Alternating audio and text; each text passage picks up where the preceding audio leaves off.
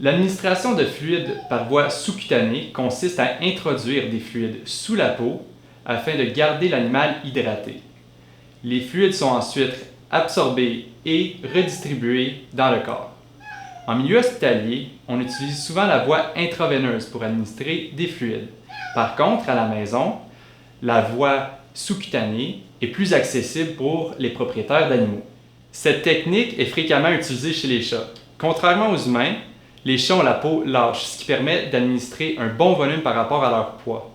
Le type de fluide ainsi que le volume administré dépendra des besoins de votre animal. Ce sera important donc de vous fier aux recommandations de votre vétérinaire. Voici ce dont vous aurez besoin.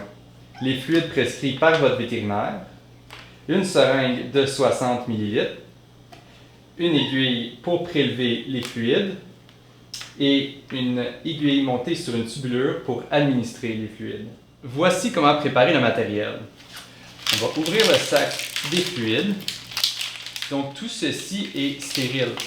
Donc ça va être important de garder l'embout propre. Il faut aussi s'installer dans un endroit propre dans la maison. On ouvre la seringue et l'aiguille qu'on va visser ici sur la seringue.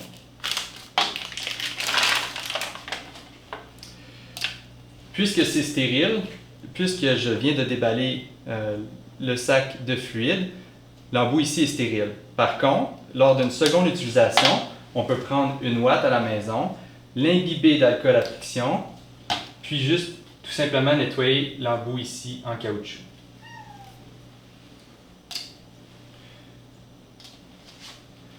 On prélève les fluides.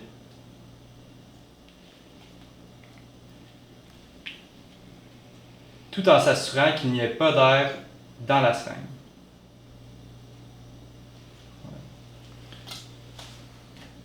Donc on s'assure de vider l'air dans la seringue parce qu'on ne veut pas l'administrer sous la peau.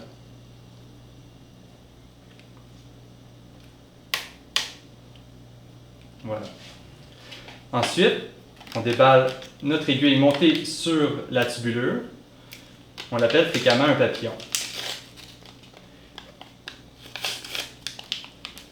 On dévisse notre aiguille et on va pouvoir visser notre tubulure.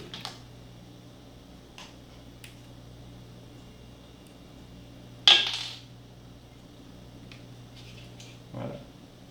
Puisqu'il y a de l'air dans la tubulure, on va appuyer sur le piston de la seringue et la remplir de fluide. Excellent. On est prêt à administrer les fluides. Afin de réduire le stress de votre animal et pour faciliter l'administration répétée de fluides, il y a plusieurs trucs qu'on peut utiliser. D'abord, les chats sont des animaux qui sont très routiniers. Donc, utiliser la même routine lors des traitements de fluidothérapie permet de réduire leur stress. Réchauffer les fluides à une température de 38 degrés Celsius, soit la température corporelle normale du chat, permet de rendre l'administration plus confortable. On peut donc immerger le sac de fluide dans de l'eau tiède pendant environ une dizaine de minutes. Il ne faut absolument pas mettre le sac de fluide dans le micro-ondes. On peut aussi utiliser des gâteries pour rendre l'expérience positive.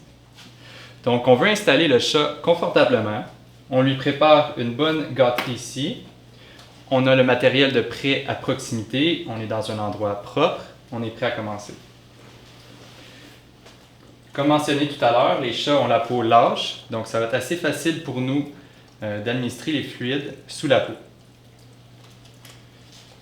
On prend notre seringue, on enlève le petit capuchon de plastique qui protège l'aiguille. On choisit un endroit qui est lâche sur le corps de l'animal. Ça peut être sur les flancs ici. Ici, au niveau du cou, c'est selon la préférence de la personne qui administre les fluides. On fait notre tente. On insère l'aiguille à la base de la tente, rapidement d'un mouvement assuré. On la tient d'une autre main pour que ça soit stable. Puis, lentement, environ sur 2 minutes, on administre les fluides.